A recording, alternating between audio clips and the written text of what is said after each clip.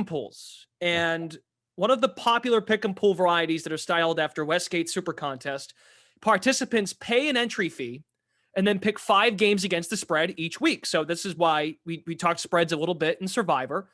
It really is a factor here in the pick'em pools. We've seen versions of this copied and adjusted by a few other U.S. sports books, but the allure is pretty clear. All you have to do, I feel like that could really go to anything in life. All you have to do is pick 5 games per week, the greatest NFL betting season of your life from start to finish. Win $1 million. It sounds so freaking easy. Jason, explain the basics of pick'em pool strategy, big differences between a novice bettor or a novice pick'em pool person versus a professional grade person over the course of a season. Yep. What is the most ill-advised way to approach a pick'em pool? Well, we kind of touched on it when talking about the Survivor pools, but the same concept still applies to other football pools like pick'em pools, where whether you're picking 16 games or 5 against the spread or whatever. Most people they just look down the list. Who do I think will win?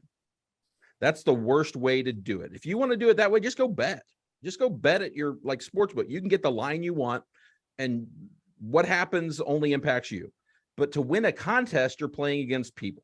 You're playing against other people with flaws. And so you have to think about how people behave. You're not in a handicapping contest when you're in the Westgate Superbook or your local pick 5 league.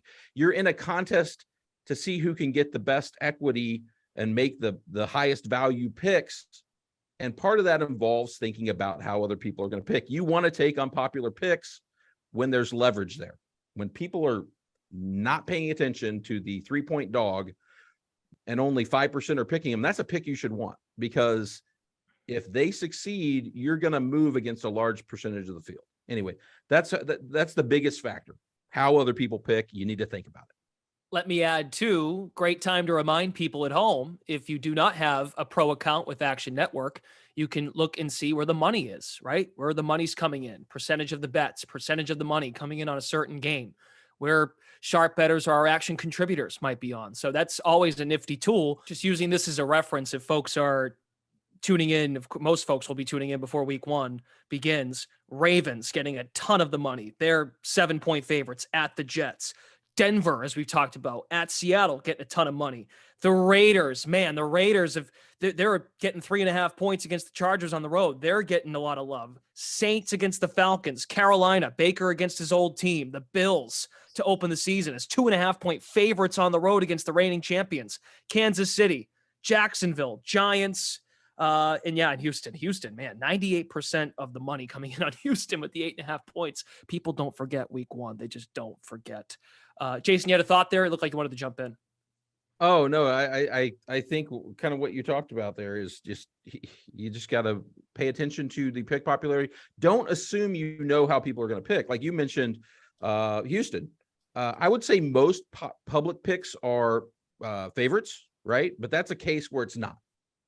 Right. So look at the actual data. Don't assume the 3-point favorites are going to be all the most popular. See what people are actually picking. Sometimes you can't predict what people what people are going to think. I can point to some things that people have biases on. Recent performance the week before. You can bet that if a team blew somebody out, they're going to get a large percentage. But all that stuff, check the actual numbers, because sometimes they surprise you, and go with the numbers. And some folks just might look at it and go, yes, that team's getting 8.5 points. Yes. No one else is getting more than them. I like that. I want to start with a lead, more than a touchdown lead in the first quarter.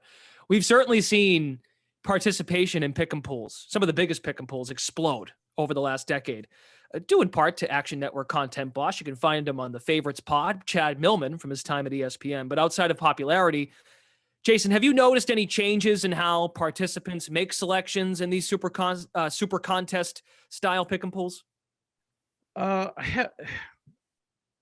No, not that much. I do think you're getting an influx of people because it's popularity and it has increased. And so that may decrease what other people have done. But if you look at the super contest, I went back and looked.